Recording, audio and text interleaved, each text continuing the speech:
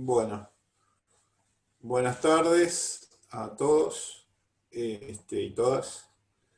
La idea de la presentación de hoy es reflexionar sobre el pensamiento estratégico urbano en relación a su marco conceptual, a sus métodos e instrumentos, a su evolución, que pasó del concepto de planificación estratégica al actual de pensamiento estratégico, y ver una práctica concreta, siempre con la convicción de que una de las mejores maneras de aprender es observando proyectos modélicos. En planificación estratégica lo vemos en plan 2, hacemos todo el año un trabajo práctico basado en planificación estratégica, con lo cual esto sería como una primera aproximación a este enfoque y esta metodología de abordar la planificación y gestión de las ciudades.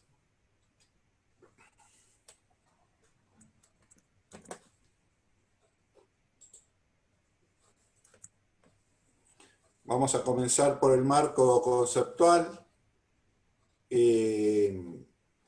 Vamos a una definición de Fernández-Well, que define a la planificación estratégica de ciudades como un proceso sistémico, creativo y participativo, que sienta las bases de una actuación integrada y de largo plazo.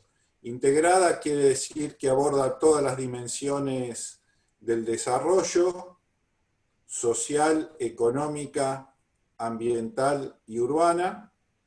Es de largo plazo, es decir, con un horizonte de 30 años. Hoy estaríamos hablando, por ejemplo, de la ciudad a 2030, que define el modelo futuro de desarrollo y que formula una estrategia y cursos de acción a través de proyectos para alcanzar ese modelo, y que establece un sistema continuo de toma de decisiones que involucra a todos los agentes locales, es decir, a todos los actores a lo largo de todo el proceso. Yo le agregué a esta definición de Fernández-Well, que los proyectos estratégicos son, en definitiva, los que concretan los planes y la transformación de la ciudad. Hay 4 etapas básicas en un proceso de planificación estratégica, que son la conceptualización, el análisis, la propuesta y la implementación. La conceptualización hace referencia a un tema que a mí me parece muy importante en planificación, es que siempre hay que desarrollarla a partir de un cuerpo teórico, a partir de un marco conceptual, a partir de un conjunto de principios y valores que son los que van a guiar todo el proceso de planificación. Hay que hacer un esfuerzo en integrar las visiones sectoriales y, como les decía hoy, es una visión a largo plazo y tiene que ser compartida, consensuada con los actores sociales. La etapa de análisis es una etapa donde se considera el área de intervención propiamente dicha, a partir de analizar sus fortalezas y sus debilidades, y también es importante considerar el entorno en sus distintas escalas para ver cuáles son las oportunidades y las amenazas. Es muy importante en ese análisis comprender las relaciones con las otras ciudades que tiene la ciudad en las que estamos planificando, y también hacer énfasis no solo en la situación actual, sino en la prospectiva, es decir, empezar a analizar distintos escenarios, como vamos a ver más adelante. En la etapa de propuesta es importante concentrarse en los temas críticos, en los temas que son realmente los que van a permitir transformar la ciudad, cambiar la ciudad. Se basa en acciones que tengan impacto de transformación, y la planificación estratégica está fuertemente orientada a la acción, es decir, piensa la planificación y la gestión de las acciones a través de la concreción de los proyectos. Y por último, la parte de implementación es muy importante que tenga una flexibilidad para tomar decisiones. Es muy importante la participación de todos los agentes locales, y es muy importante cómo las gestiones, o las administraciones, en sus distintas escalas, se adaptan a esta nueva metodología. ¿Y cuáles son algunas de las diferencias más importantes respecto de la planificación tradicional? Bueno, la planificación estratégica tiene un predominio del proceso, es decir, del proceso del plan y su gestión, no como la planificación tradicional que pensaba en un producto, ¿no? que era en plan, pero que no se sabía después cómo se gestionaba. Después es importante tener un enfoque integrado y coordinado entre los distintos actores que participan. Las propuestas son indicativas, es decir, no son que son vinculantes y un compromiso que hay que cumplir porque la decisión la toma el político, sino que son propuestas concertadas con los actores sociales, son orientadas hacia la demanda de los distintos sectores que cada vez están más segmentados en la realidad. La planificación estratégica también supera los límites administrativos, es decir, ya se piensa más en la planificación de áreas metropolitanas y las regiones, y no solamente en el límite jurisdiccional, y se promueve una participación temprana desde el inicio del proceso, no solo de planificación, sino que también de gestión. Y vamos a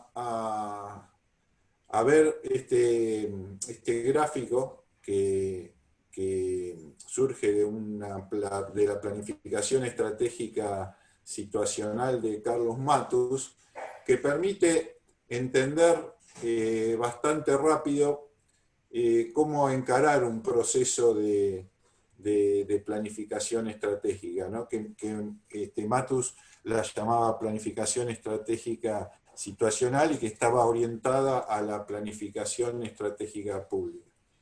Matus decía que primero, bueno, hay un área de intervención, que es un recorte de un sector, y que esa área donde vamos a intervenir siempre se vincula con un entorno, y siempre hay que estar atento a qué pasa con ese entorno, porque se determinan mutuamente, ¿no?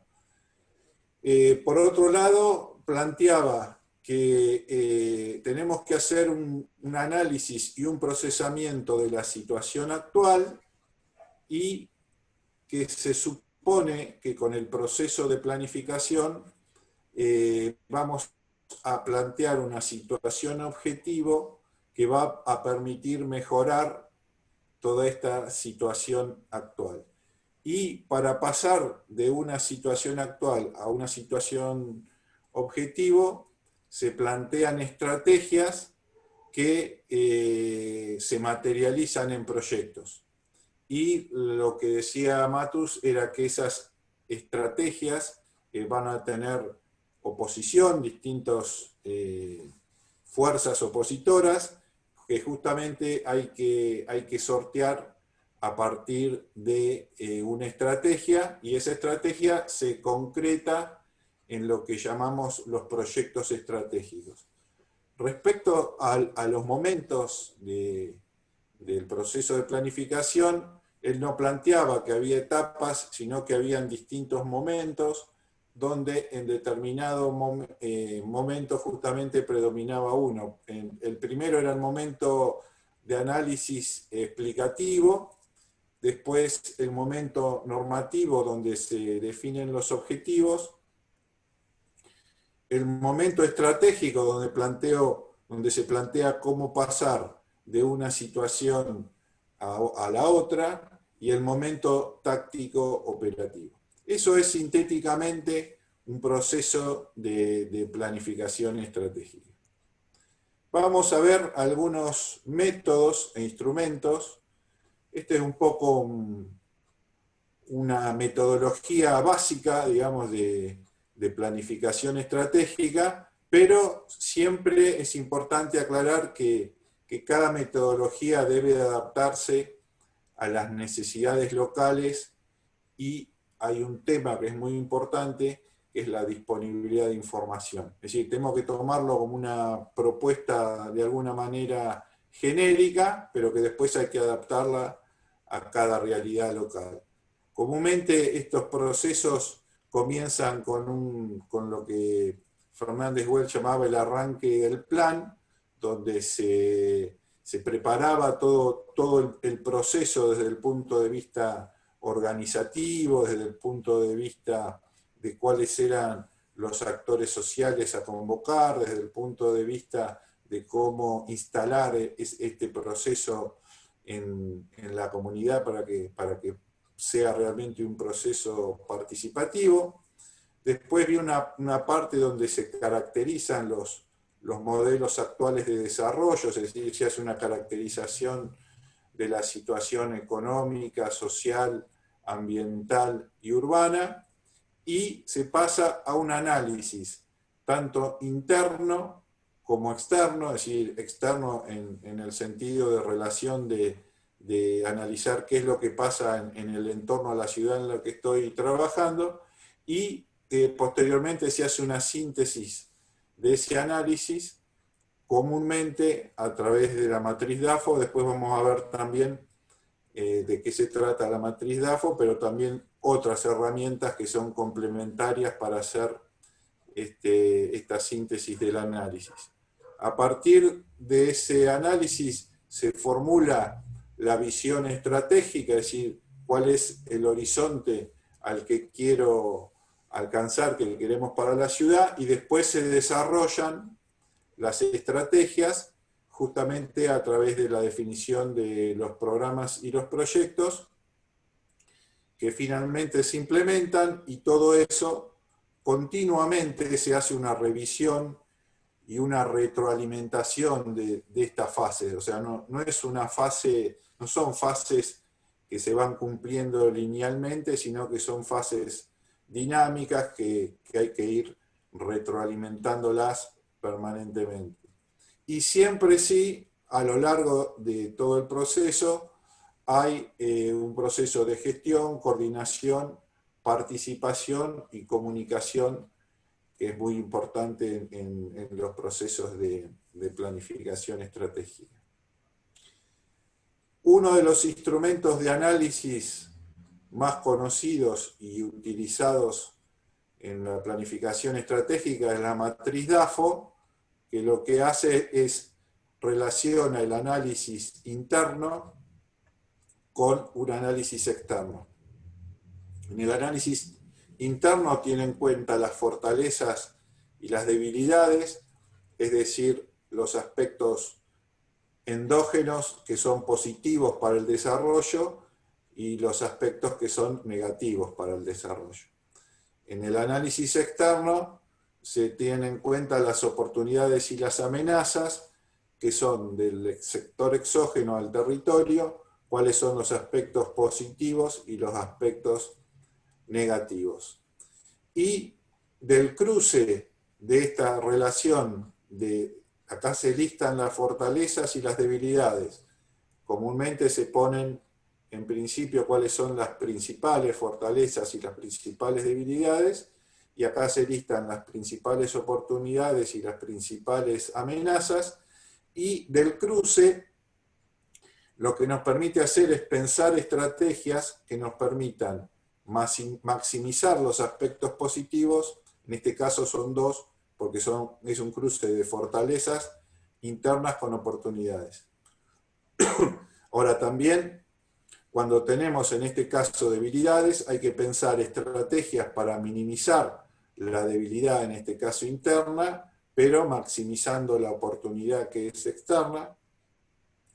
En este caso tenemos que tratar de minimizar las amenazas externas y aprovechar las fortalezas que tengo a nivel local. Y acá estamos en bastante problema porque hay que tratar de minimizar tanto las debilidades internas como las amenazas externas. Este es un ejemplo concreto que después lo pueden ver más en detalle, ¿no? de un ejercicio que yo hice para un curso donde el cruce de fortalezas, establecí cuáles eran las fortalezas para un proyecto de una ciudad, que después vamos a ver, que era Chacabuco, cuáles eran las debilidades, las oportunidades y las amenazas, y bueno, y cómo pensar estrategias del cruce de las fortalezas con las oportunidades, son potencialidades para el desarrollo. Cuando tengo debilidades y hay oportunidades externas, es un desafío, el desafío de tratar de revertir esta debilidad interna, ¿no? Y cuando tengo una fortaleza local, pero hay una amenaza externa, hay que ver cómo poder controlar ese riesgo. Y como les decía hoy, cuando tengo una debilidad interna y una amenaza externa, bueno, ahí hay una limitación para el desarrollo. Y Matus hacía un aporte que me parece muy importante respecto de cómo hacer un análisis situacional. En principio, Matus criticaba el concepto de diagnóstico en el sentido que decía que el diagnóstico es como una parte dura de investigación que sirve como recurso, pero que el análisis lo procesa un actor social, y que ese actor social siempre lo hace desde un interés, desde una posición desde la que actúa como actor social. Entonces decía que el diagnóstico era el análisis de nadie, digamos, ¿no? Y él creía en este modelo explicativo que era que primero que cada problema se tiene que expresar a través de un vector descriptor del problema, es decir, lo que comúnmente conocemos como un indicador, y justamente ese descriptor de problema, ese indicador, es lo que tenemos que explicar, y se explica analizando sus causas, ¿no? Es decir, bueno, ¿por qué este problema, a qué se debe, y esta causa a qué se debe, y también ver cuáles son las consecuencias o los efectos de ese problema. Y obviamente también cómo este problema se relacionaba a su vez con otros problemas. Acá después lo pueden ver en detalle, es un ejemplo que Matus hacía, siempre ponía muchos ejemplos interesantes. En este caso es de un resultado de un partido de básquetbol, y que a partir de ese resultado, que era el descriptor del problema, analizaba cuáles eran las causas de la derrota de uno de los equipos y cuáles eran las consecuencias. Después hay, también relacionado con esto, está lo que se conoce como el árbol de problemas, ¿no? que apunta también a tratar de hacer una reconstrucción hacia atrás de lo que se llama la cadena causal, es decir, identificado un problema central, hay que preguntarse cuáles son las causas de ese problema, que pasan a ser las causas directas, y a su vez, de las causas directas, cuáles son las causas que pasan a ser causas indirectas, y por último las causas estructurales. Y hacia arriba, poner cuáles son los efectos del problema. Acá lo que están en estas metodologías sirven para entender que justamente los problemas que nos tocan analizar en las ciudades son problemas complejos, ¿no? que son multidimensionales, son multicausales, y que estas herramientas apuntan de alguna manera a resolver esa complejidad y entender esa complejidad que tienen los problemas urbanos. Y este es otro ejemplo también puesto en el árbol de problemas, donde bueno, después lo pueden ver para ver cómo se aplica, ¿no? Y por lo positivo, el árbol de objetivo pasa como positivo lo que estaba en el árbol de problema y pasa a ser el fin al que tengo que alcanzar, y las causas pasan a ser el medio o los medios que permiten alcanzar este fin, así hasta llegar a los medios estructurales. Y es una reconstrucción hacia atrás de las cadenas de medio-fin. Y eso nos permite empezar a poder entender cuáles son las posibles estrategias de solución a un problema. Este es un ejemplo práctico de un árbol de objetivos. Estas herramientas las van a usar tanto en plan 1 como en plan 2.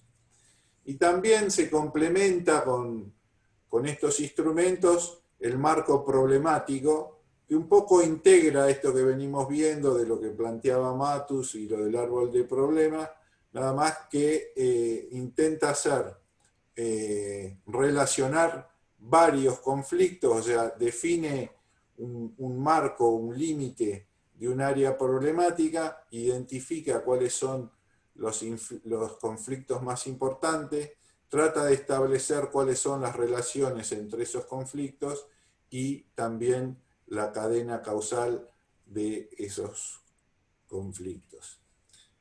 Y este es un ejemplo también concreto de aplicado a una ciudad, donde se toman, por ejemplo, en 4 cuadrantes, 4 dimensiones, ¿no? En este caso era social, urbana, productiva y turística. Se identifica cuáles son los problemas centrales de cada una de esas problemáticas, y después se analizan cuáles son las cadenas causales, apuntando a esto que decíamos, a que los problemas son complejos y que es necesario entender las conexiones, las relaciones, para poder después encontrar una solución adecuada a la complejidad que tienen hoy los problemas.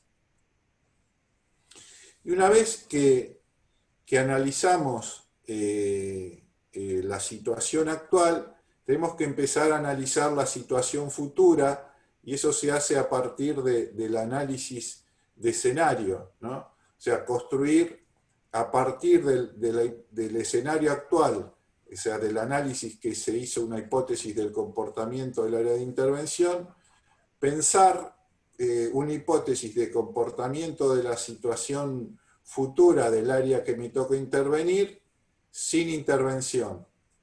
Y la otra alternativa es tener una hipótesis de comportamiento del área de intervención con estrategias y con intervención. Entonces, del marco problemático y de la matriz DAFO me permite construir el escenario actual, la situación actual, que es la línea de base, es decir, en dónde estamos. Y el objetivo sería pasar a ese escenario objetivo o escenario meta,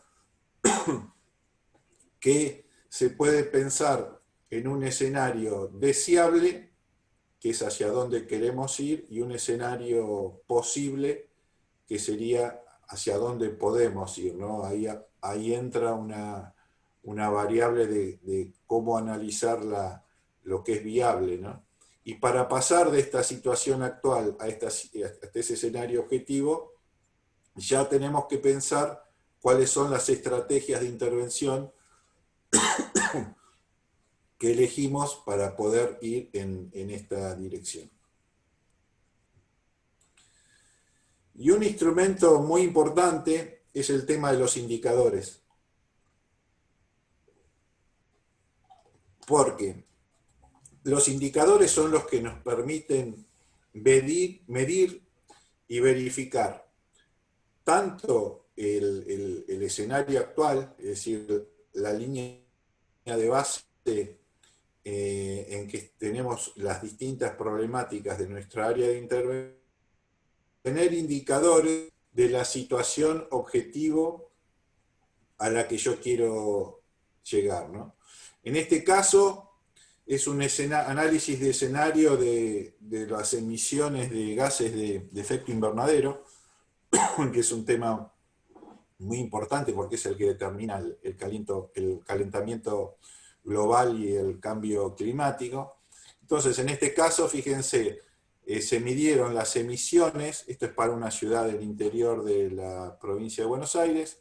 En el escenario actual hay 695.280, esta es una medida que mide las emisiones de gases de efecto invernadero. Sin intervención, la tendencia es que las emisiones lleguen a 1.148.000, y con intervención ese escenario alcanzaría las 941.000, o sea que la diferencia entre sin intervención y con intervención sería de 206.000 emisiones menos. Y esos indicadores son los que nos permiten medir justamente la concreción o no del cambio deseado, de la transformación deseada. Este es un ejemplo de un indicador para una dimensión, pero en un plan tenemos cientos de indicadores para las distintas variables del sistema urbano. Y vamos al instrumento ya de la etapa de formulación del plan, que es lo que llamamos el árbol estratégico, que comúnmente se compone como de tres partes, ¿no? Por un lado, la visión, o sea, el imaginario de lo que quiero alcanzar como objetivo o como meta para la ciudad que estamos interviniendo, y a través de qué modelo de desarrollo vamos a alcanzar esa visión. Después vienen las distintas líneas estratégicas o las estrategias para alcanzar esa visión y el modelo, con sus respectivos objetivos particulares, y los programas y los proyectos que son en definitiva lo que van a permitir la transformación real. Fíjense, vamos a partir de una visión y un modelo, y el plan va a tener 60, 70, 50 proyectos y acciones concretas que son los que me van a permitir la transformación. La visión, el modelo, las estrategias y los objetivos particulares son lo que comúnmente definimos como el marco estratégico de actuación, que es la parte más general, más conceptual del plan, que nos define hacia dónde vamos. Ahora, que sepamos hacia dónde queremos ir no significa que vayamos. Lo que realmente concreta el plan y la estrategia, como les decía hoy, son justamente los programas y los proyectos. Después el plan tiene es como un embudo, digamos, que va desde lo más general, que es la visión y el modelo, a lo más específico, que son los proyectos. El plan tiene que tener una lógica o una coherencia en sentido vertical, es decir, desde los proyectos, los programas, los objetivos, la línea, el modelo y la visión siempre tiene que ser coherente, tanto en este sentido como también en la lógica horizontal, es decir, no deberían haber proyectos que sean contradictorios, al contrario, son todos proyectos complementarios que al concretarse nos permiten alcanzar esa visión hacia la que queremos llegar. Y vamos hacia ver cómo evolucionó el concepto de planificación estratégica al pensamiento estratégico. El primer plan estratégico que se le hizo fue en San Francisco, en Estados Unidos, en 1981, es decir, ya hace casi 40 años, donde a partir de una crisis muy importante social y económica, un sector empresario propuso utilizar la metodología de la planificación estratégica que se utilizaba en las empresas. Y por primera vez se aplica la planificación estratégica a una ciudad, en este caso San Francisco.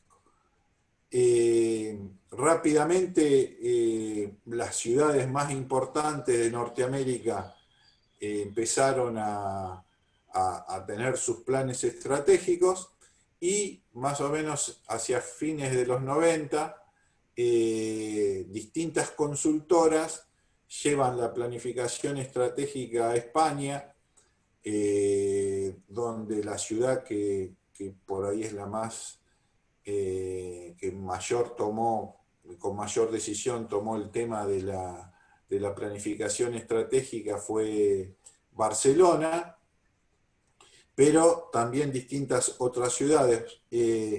Los planes españoles fueron como evolucionando, esto lo vamos a ver ahora, en distintas generaciones, que son 2, 3 y bueno, la última generación de planes estratégicos. En Latinoamérica después, como les comentaba, estaba la planificación estratégica situacional de Carlos Matus, pero que era aplicada al sector público, digamos, a las políticas públicas.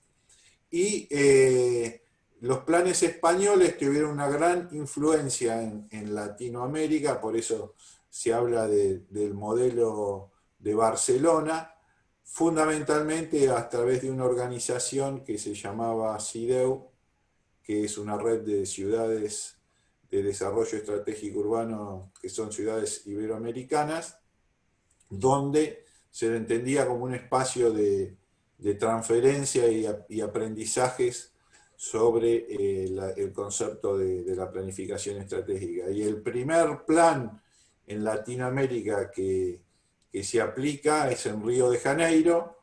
Ahí trabajaron algunos consultores españoles, el más conocido por todos es Jordi Borja, y bueno, después las grandes metrópolis de América Latina tuvieron su plan estratégico, como Santiago de Chile, La Habana, Montevideo, Bogotá, la ciudad autónoma de Buenos Aires.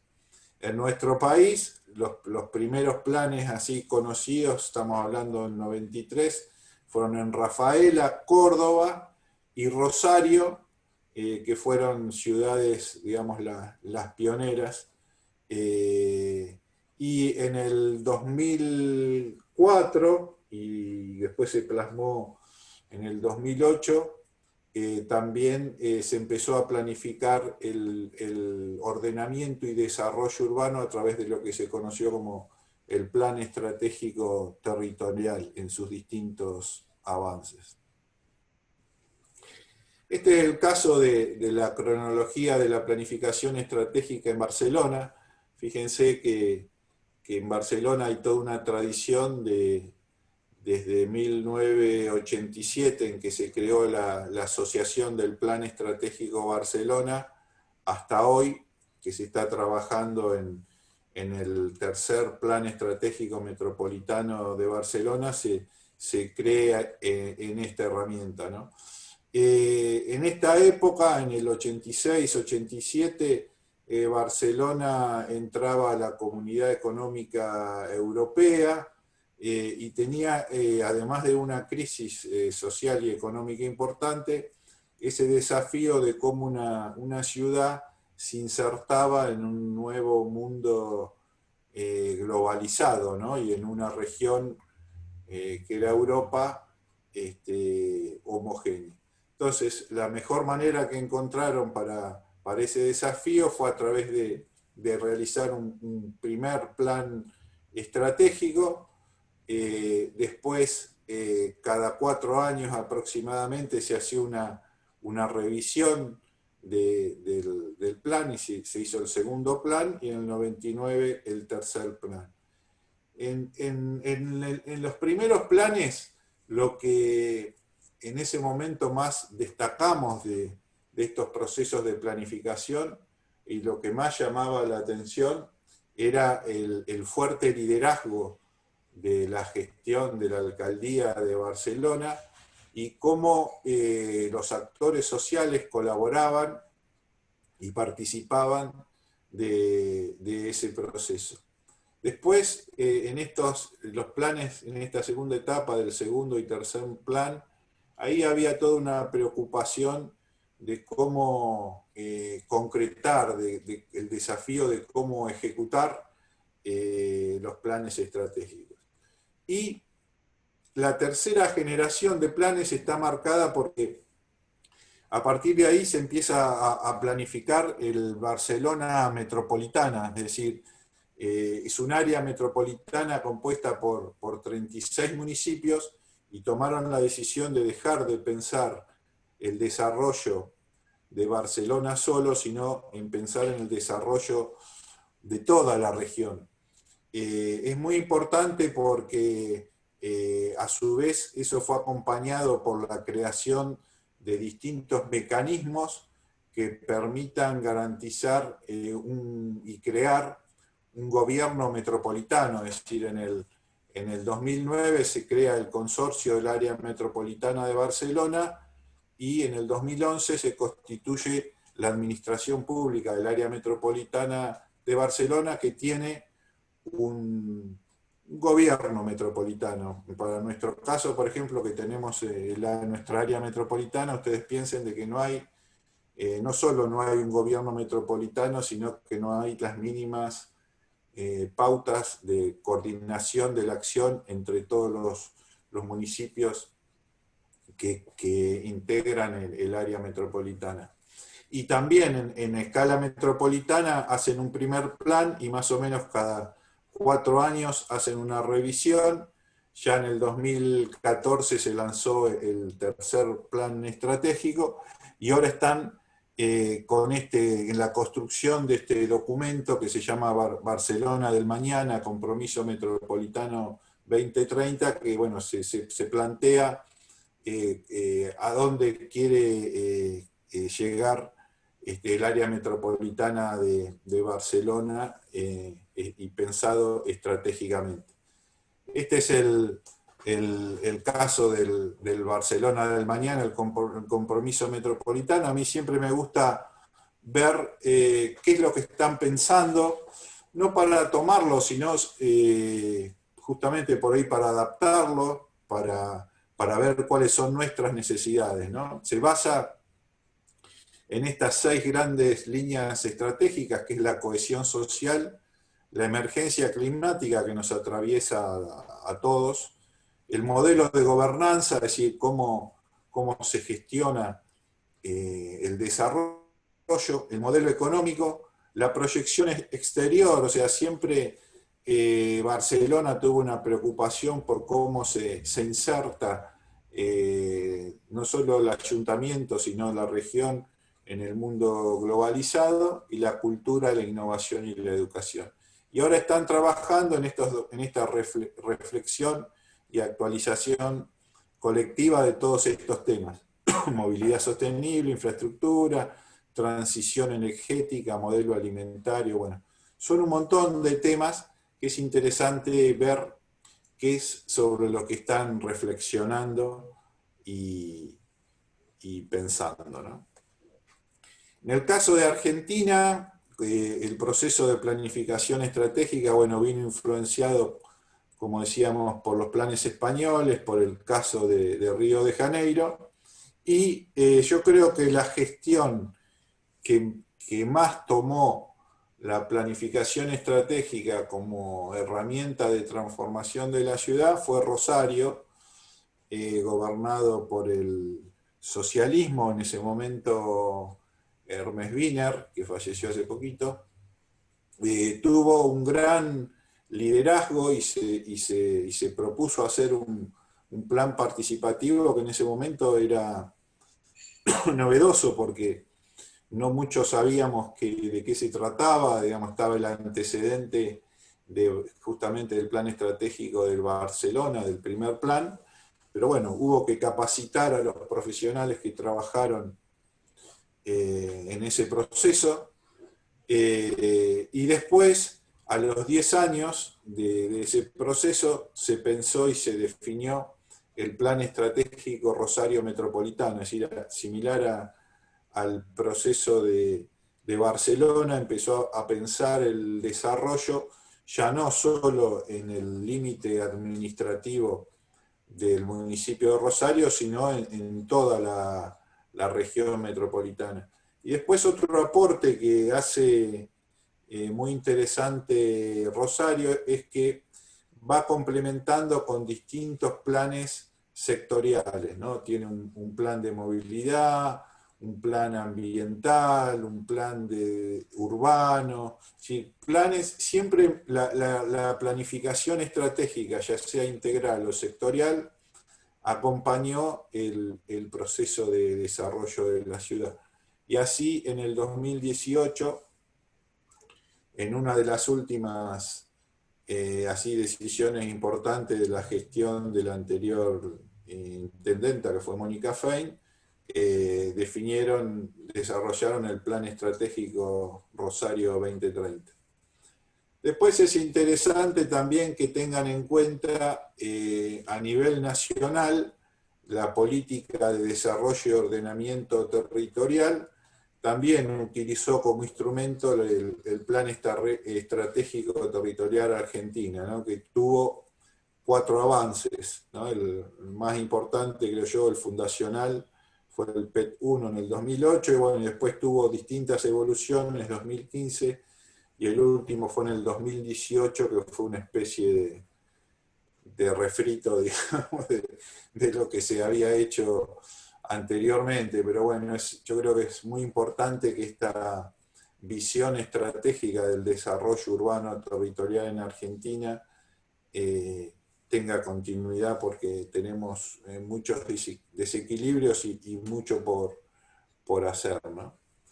Bueno, este es el plan estratégico de Rosario, que eso, teníamos el plan estratégico del 98, que fue el fundacional, el plan metropolitano en el 2008, y el 2030, los temas, las estrategias que se pensaron, que eran 10, eran la ciudad con equidad y hábitat de calidad, ciudad de redes para el desarrollo, el tema de la movilidad, que sea una ciudad accesible, una ciudad sustentable y resiliente, una ciudad productiva e innovadora, una ciudad turística e internacional, ciudad del cuidado y la integración, multicultural y educadora, ciudad del deporte y el bienestar, y ciudad de la paz y la convivencia.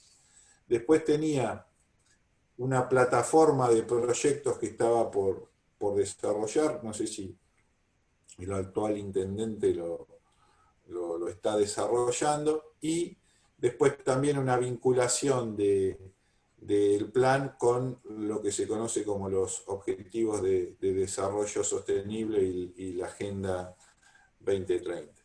Y estos son los planes estratégicos territoriales, ¿no? Desde su primer avance, que fue por allá por el 2008, hasta el último, que fue en el 2018, es un poco cuáles estos trabajos se hicieron con todas las provincias, ¿no? Que definían el modelo actual del territorio y el modelo deseado del territorio, y terminaba básicamente en una cartera de proyectos de inversión en infraestructura.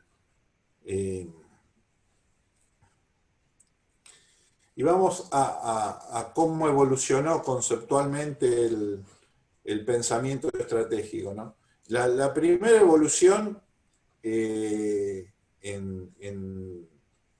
Barcelona, la Diputación de Barcelona plantea la necesidad de hacer una evaluación de todos los procesos de planificación estratégica, y ahí se propuso pasar del concepto de planificación al concepto de gestión estratégica.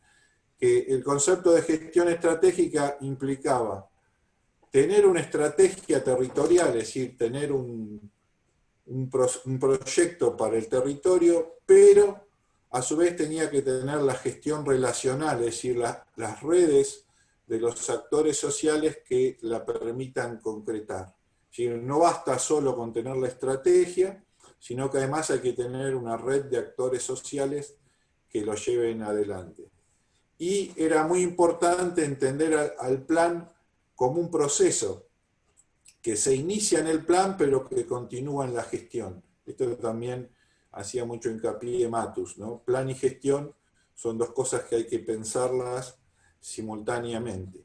Y por otro lado se planteaba que estos procesos hay una continua actualización de la estrategia de futuro, porque los cambios son cada vez más dinámicos, y también una constante construcción de relaciones con los actores sociales. Entonces, era muy importante la estrategia urbana, la gestión de redes, y bueno, a Barcelona siempre le preocupó el tema de tener una política exterior, ¿no?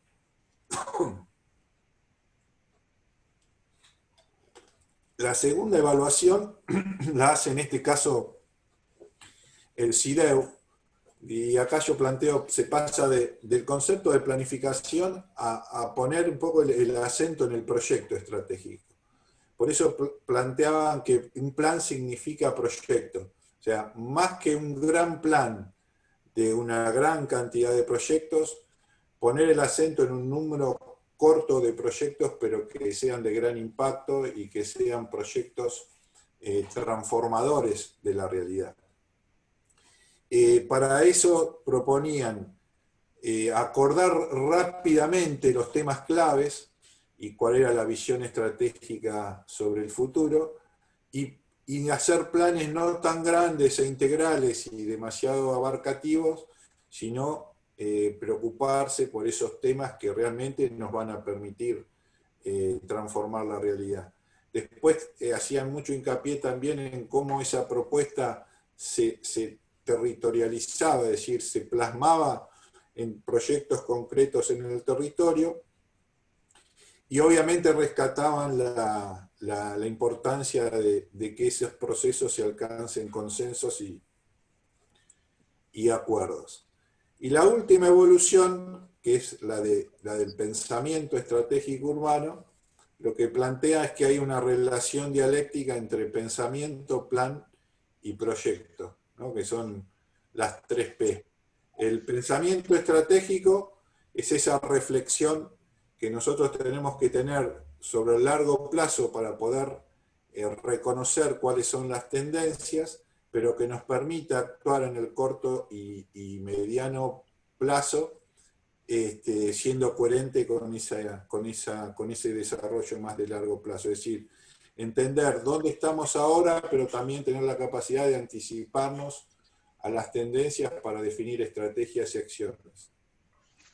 El plan es el que aporta la visión y los objetivos de largo plazo consensuados con la ciudadanía, y los que aportan cuáles son los valores que una ciudad le interesa tener. Pero el plan solo no deja de ser un conjunto de intenciones. Lo que realmente concretan los planes y la estrategia son los proyectos estratégicos, porque son los que transforman las ciudades y son los que transforman la calidad de vida de las personas.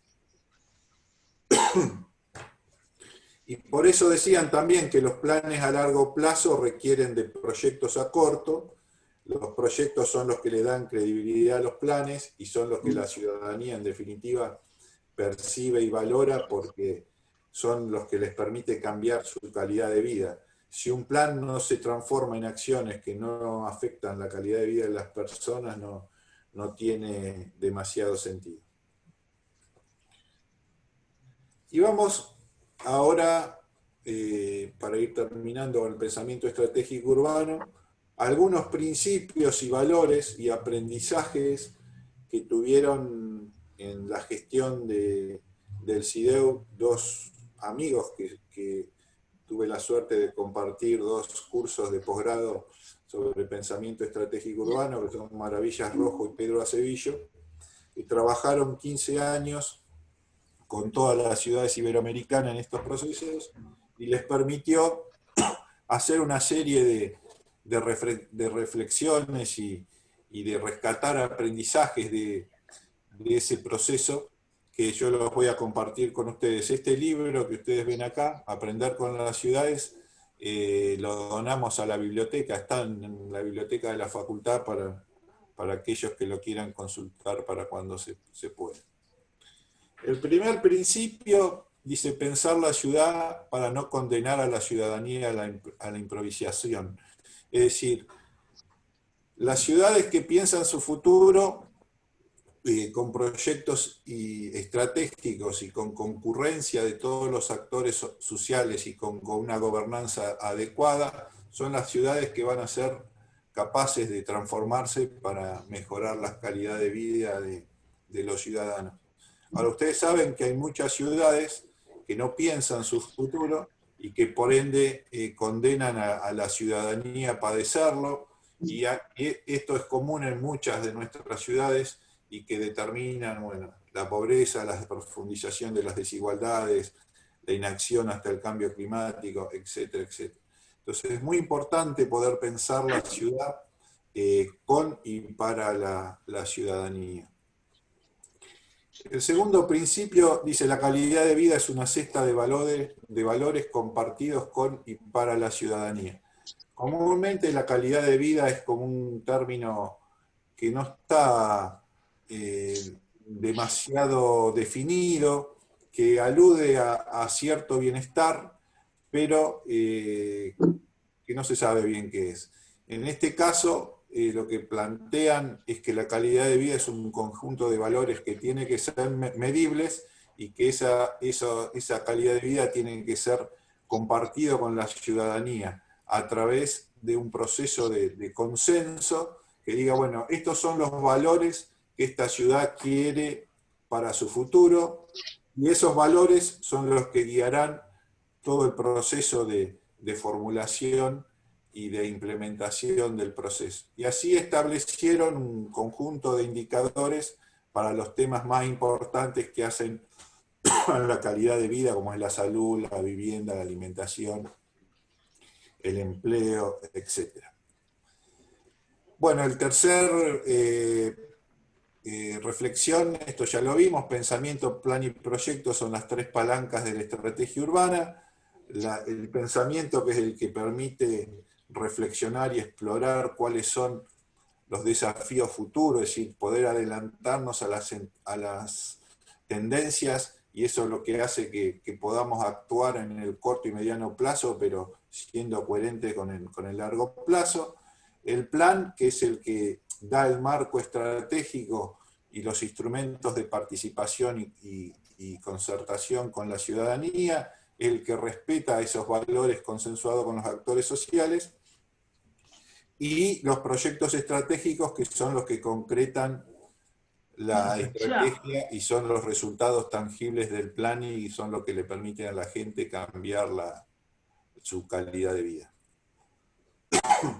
La estrategia urbana requiere de concurrencia de los actores sociales. Cuando se refiere a concurrencia, quiere decir que el plan estratégico tiene que ser un espacio donde todos contribuyen hacia el resultado de tener una calidad de vida mejor para la ciudadanía. Y planteaban 4 tipos de de concurrencia. Una pública-privada, tratando de que el desarrollo no solo es responsabilidad del Estado, sino también del sector privado. La concurrencia con otros niveles de gobierno, es decir, los municipios, con las provincias, con la nación. La concurrencia entre los distintos sectores de una gestión y entre las distintas disciplinas, ¿no? Para apuntalar a un pensamiento y a una estrategia integral, y la concurrencia con las otras ciudades del entorno, ¿no? Para ver cómo cada uno puede complementarse y articularse en un desarrollo más regional. Después, otro principio, lo que la ciudadanía valora y apoya de la estrategia son los proyectos concretos, ¿no? Es decir, esto lo vengo reiterando, lo que permiten realmente avanzar hacia una estrategia que permita un cambio de una ciudad, posibilitando su transformación y su progreso, y es lo que a la gente le cambia la vida. Por eso es importante, más que plantear un marco estratégico de actuación, definir proyectos concretos que le permitan cambiar la vida a la gente. Después hay que gestionar los proyectos estratégicos con gobernanza y liderazgo local. Gobernanza significa gobernar de forma abierta al gobernado, es decir, con transparencia, con participación y colaboración de todos los sectores.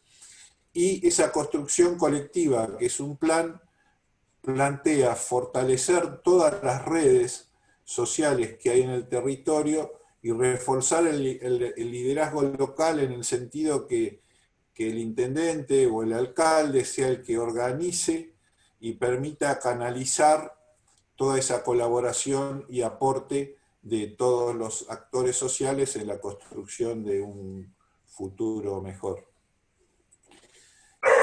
Otro principio es que la ciudad es un espacio de convivencia e inclusión. Acá, una ciudad inclusiva incorporan como muchos temas, ¿no? Primero, la importancia del espacio público como democratizador, como el espacio de encuentro social que de alguna manera iguala a ricos y pobres, y tenemos que procurar en que sea un acceso para todos.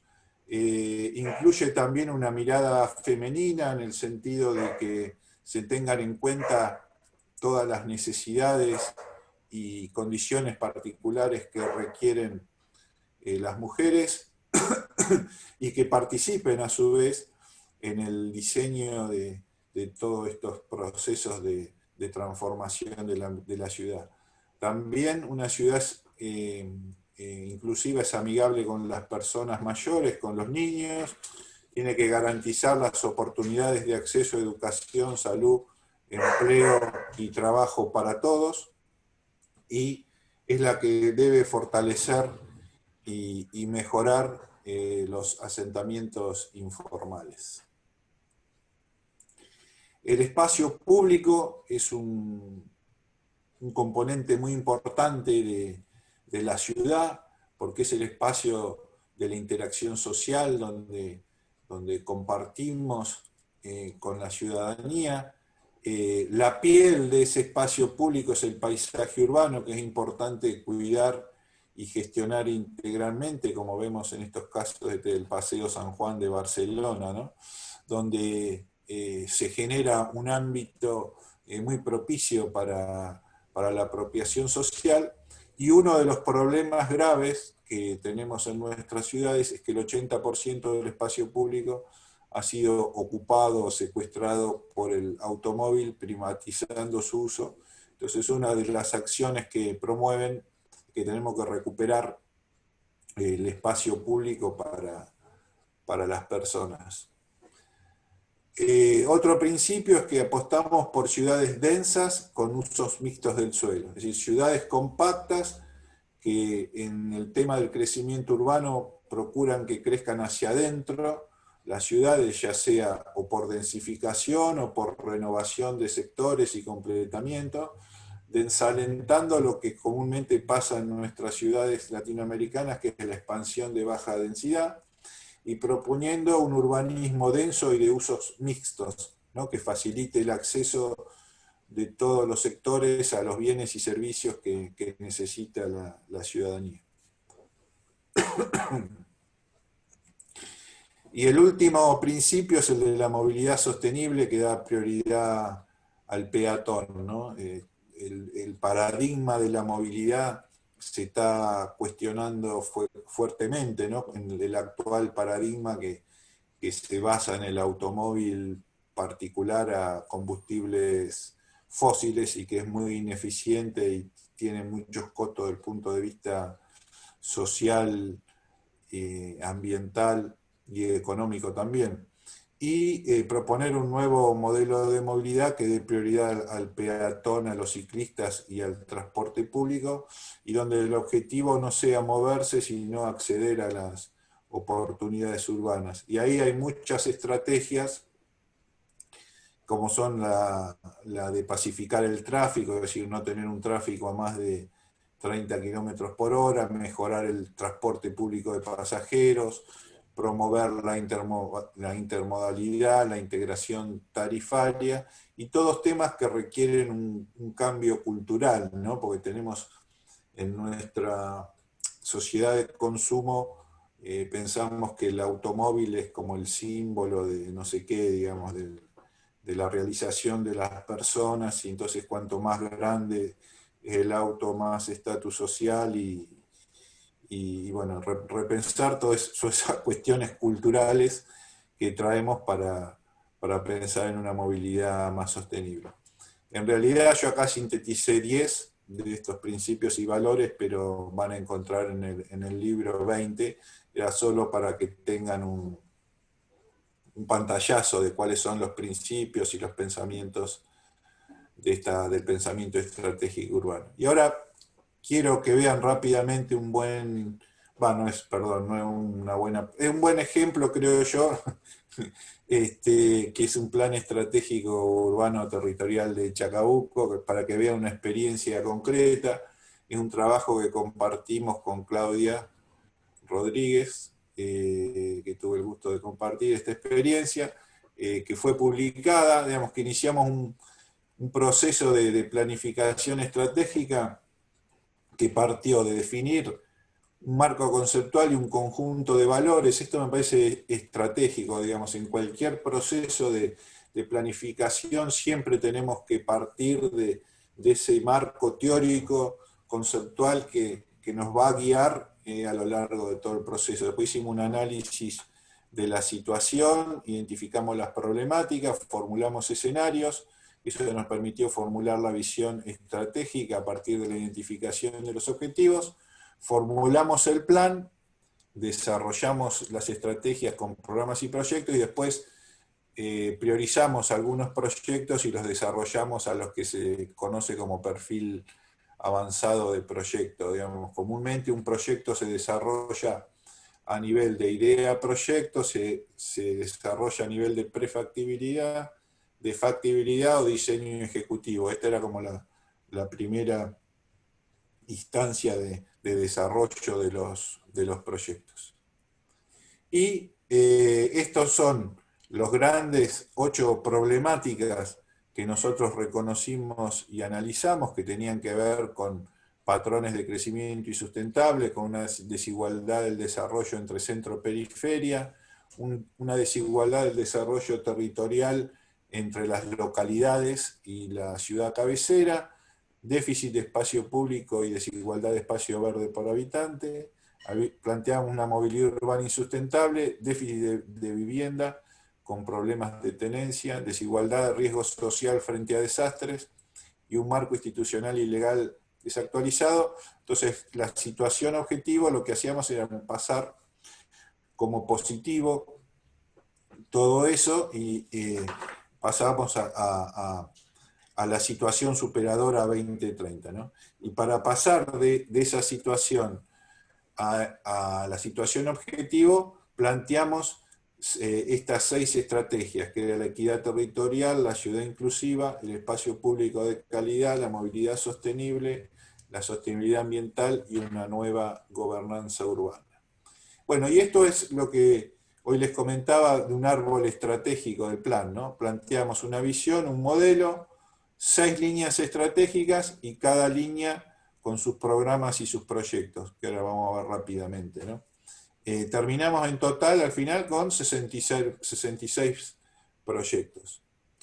La visión o el imaginario era que en el 2030 Chacabuco sea un municipio con equidad territorial, es decir, que no tenga desigualdad entre las localidades y la cabecera, y que sea una ciudad cabecera inclusiva, es decir, que no haya desigualdades entre los barrios, que tenga un espacio público de calidad, una movilidad sostenible, todo gestionado desde un modelo de gestión estratégica urbana, y que atraviese a todo la sostenibilidad urbana ambiental, y en definitiva se mejore la calidad de vida de las personas.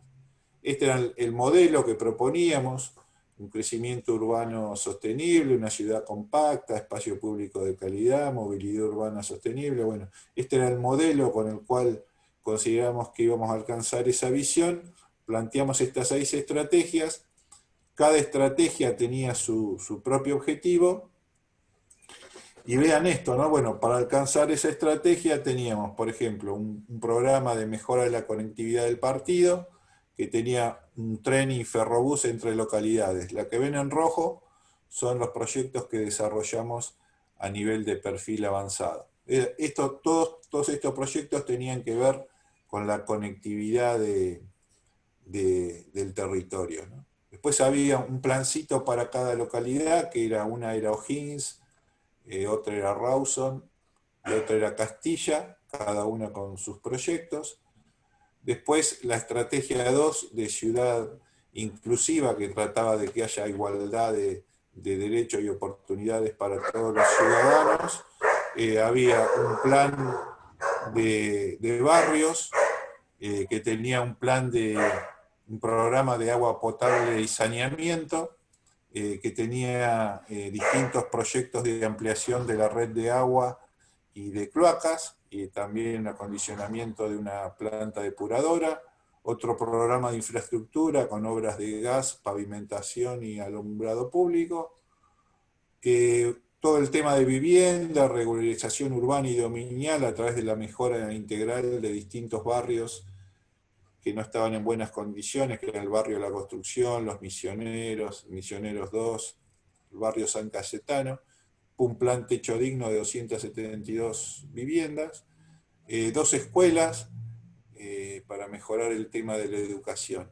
El tema del espacio público, buscábamos promover la apropiación del espacio público, ensanchando las veredas, creando espacio público fundamentalmente en la periferia, que no tenía. Bueno, teníamos un programa que se llamaba Plan del Verde y de la Biodiversidad, con un sistema de plazas y plazoletas en la periferia, y después distintos parques, un parque lineal en el espacio del ferrocarril, un parque de agrupación atlética. Bueno, en distintos lugares desarrollábamos espacios verdes. Después tenía una laguna también, que la queríamos jerarquizar por su valor turístico microrregional, digamos, un plan de arbolado urbano, y después proyectos de un programa para mejorar el espacio público de puesta en valor de las calles, las avenidas, el área centro, una subcentralidad, un corredor verde de circunvalación. Y después, bueno, las estrategias de movilidad sostenible, donde planteábamos un esquema para la ciudad donde hasta dónde accedía a los distintos modos de transporte, ¿no? Priorizando siempre la escala barrial al peatón y las bicicletas. Chacabuco no tenía transporte público, entonces proponíamos un plan de analizar la factibilidad de poner un sistema de transporte público, que estábamos pensando en un ecobús.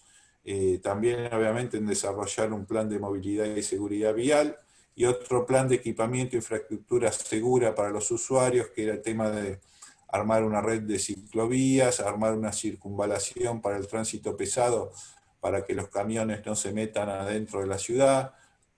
Para eso teníamos que tener un estacionamiento de camiones y planteamos una nueva terminal de ómnibus, ¿no? Bueno, esta es la estrategia de sostenibilidad ambiental.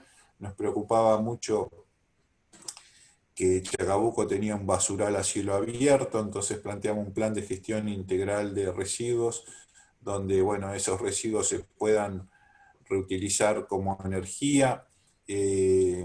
Después promoción de energía solar térmica, un plan de ahorro y eficiencia energética tanto en edificios públicos como en el espacio urbano. Bueno, todo un tema de reconstrucción de las cavas para el uso de ladrillos que tenía Chacabuco y, bueno, y unos estudios hidráulicos. Y todo eso planteamos con un nuevo modelo de gestión a través de distintos órganos de gestión, fundamentalmente vinculados a la implementación del plan, en cómo tener una unidad de proyectos estratégicos que como veíamos es muy importante la gestión de los proyectos. Planteamos un observatorio urbano y una nueva normativa. Bueno, con esto cierro, digamos, todo el proceso tuvo distintas instancias de participación. En algunos momentos nos reuníamos con una sociedad de fomento, pero también con distintas áreas del Ejecutivo Municipal, en este caso de la Obras Públicas, con el intendente y algunos secretarios, y bueno, algunos eventos así de talleres participativos que trataban de comprometer a toda la ciudadanía y de consensuar el plan con los ciudadanos.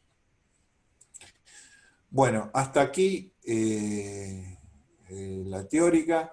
Les dejo esta bibliografía de consulta. De Fernández Well son las primeras definiciones más conceptuales. El plan estratégico de Chacabuco, que se lo mostré recién, lo pueden bajar del CEDICI. Este libro de Maravillas Rojo y Pedro Acevillo de Aprender con las Ciudades está en la biblioteca.